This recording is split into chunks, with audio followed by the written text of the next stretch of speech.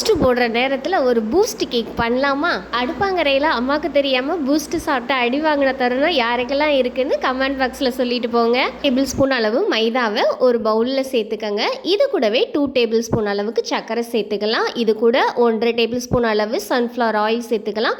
ஒரு பிஞ்சு உப்பு, 1/4 teaspoon baking soda, hero 2 teaspoon அளவுக்கு பூஸ்ட் சேர்த்துக்கலாம். இது சேர்த்துட்டு 4 டேபிள் ஸ்பூன் அளவு தண்ணி சேர்த்துக்கலாம். தண்ணி சேர்க்க விருப்பம் இல்லைன்னா பால் கூட 4 டேபிள் ஸ்பூன் சேர்த்துட்டு இந்த மாதிரி பக்குவத்தில் கலந்து எடுத்துக்கோங்க. 180 டிகிரியில் ப்ரீஹீட் பண்ண ஓடிஜியில் 5லிருந்து 7 நிமிஷம் பேக் பண்ணி எடுத்துக்கலாம். கேக் வேகிற நேரத்தில் இந்த சாஸ் ரெடி பண்ணிடலாம். 2 டேபிள் ஸ்பூன் அளவு பூஸ்ட், 1 டீஸ்பூன் அளவு சர்க்கரை, 1 டீஸ்பூன் அளவு தண்ணி சேர்த்து இதை கட்டிகளில் எதுவும் இல்லாத அளவுக்கு கலந்து எடுத்தீங்கன்னா நம்ம பூஸ்ட் சாஸ் ரெடி.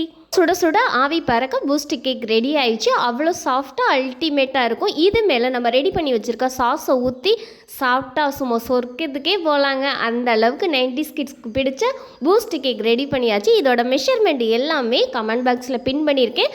தேவைப்படுறவங்க செக் பண்ணி பாருங்கள். உங்களுக்கு மைதா விருப்பம் இல்லைன்னா நீங்கள் கோதுமை கூட பயன்படுத்திக்கலாம். பர்ஃபெக்டாக இருக்கும்.